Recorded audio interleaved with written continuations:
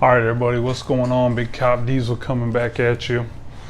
I'm doing another video in my series on PA 330 certification in Michigan. The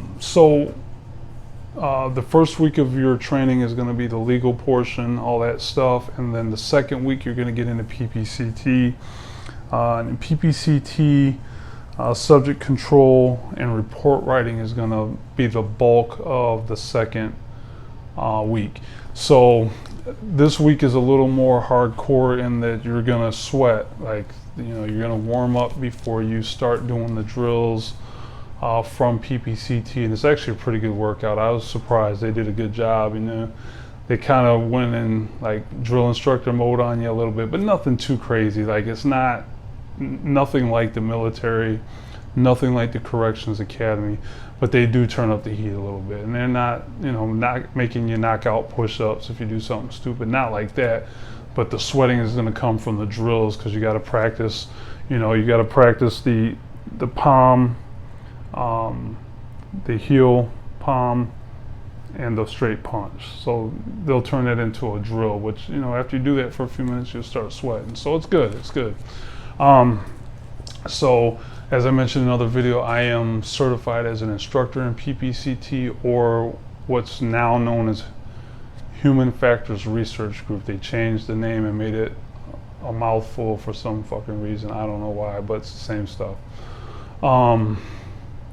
So that's going to be the bulk of the second week, with a heavy emphasis on handcuffing, being able to handcuff someone who in this instance would be compliant, meaning they are following your instructions or your partner's instructions to position themselves to allow themselves to be handcuffed.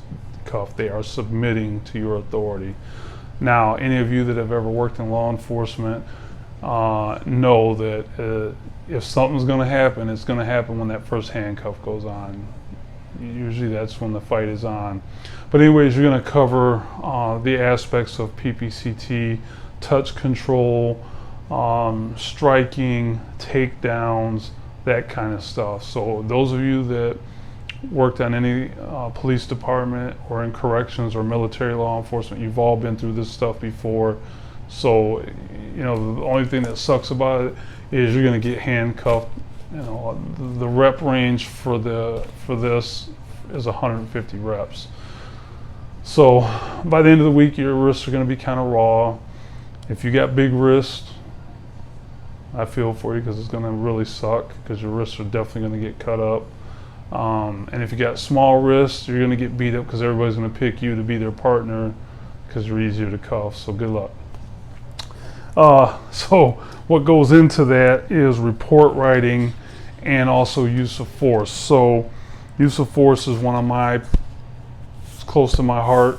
I feel like I am an expert on use of force, because I've used it a whole bunch, and I feel confident as an instructor to speak intelligently on use of force. I'm also a firearms instructor, and I teach CPO classes, so having been exposed to use of force and having to have used it a lot makes teaching this stuff a lot easier. So I'm going to take this time to go on a little bit of a rant about report writing. Make sure you guys take it serious. A good report is going to be the difference between you getting into trouble and not getting into trouble. Or if you're working for a security company, you not getting in trouble, and them versus them having to pay out some money to somebody who's suing. Now, when I say that, I don't mean good report writing as in lying on a report or covering up facts or leaving out facts. All I mean by that is that you're articulate, you can spell, those kind of things. Because if you ever have had to go to court, like I have, one of the things that a good defense attorney, you arrest some guy on your company's property who was being a complete asshole, did whatever, shoplifted or smacked his girlfriend or whatever, and you made a good arrest, by the time that goes to court, it's going to be 2 or 3 years down the road. You may have even forgotten the thing, and then you're going to be presented with a copy of the report that you wrote back when it happened. And if the report is a poorly written report, that guy's defense attorney is going to use that against you and say, well, I can't even read what this person's writing. Are you sure that's what you meant to say? Or, Your Honor, this guy didn't even cross his T's and dot his I's. I mean, is this a credible person? So remember, most importantly, you don't want to look like a fool. You don't want to be made to look stupid on the stand or in a deposition. So make sure your report is well written.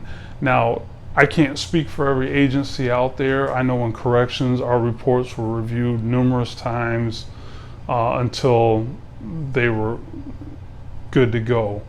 Before that was sent up and had its stamp of approval. Now, when you're working at these security companies, I can't tell you. I know as a manager, when I was a manager of one of the security companies I worked for, I was the only one that cared about good reports. Even my boss didn't care. But that's because they've never had to sit on the stand. They've never been pulled into court by somebody.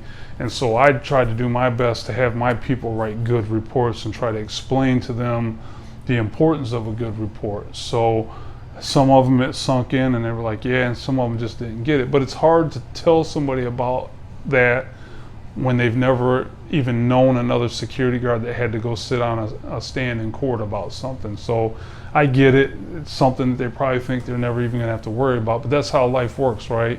You're doing your job one day, you have to take somebody down and cuff them, and then 3 years later you're getting sued because you dislocated their shoulder when you took them down because they were being an asshole to begin with, right? So the report writing aspect is very important, and when you use the PPCT method, when you are using defensive tactics, the good thing about that is it provides you the verbiage that you can use in your reports, because you got to remember, whether you get criminally charged because somebody says you use excessive force, or your company's being sued because somebody said you use excessive force, having that verbiage in your report makes it easy for a lawyer to explain what it is you did. Because you got to remember, the people that are going to ultimately vote, whether it's a jury in a criminal trial or people in a grand jury somewhere, they don't know what active resistance is, right? So you have to be able to articulate what active resistance is.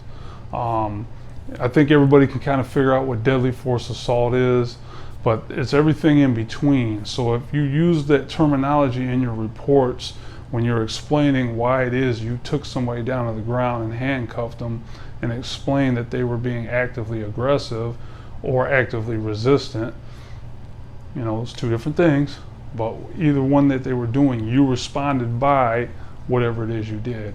And then that makes it easier, so that if your company does have to write a check to somebody because the company was found to be negligent, at least it's not your fault, right? So I can't harp enough on writing good reports. There's a bunch of videos out there.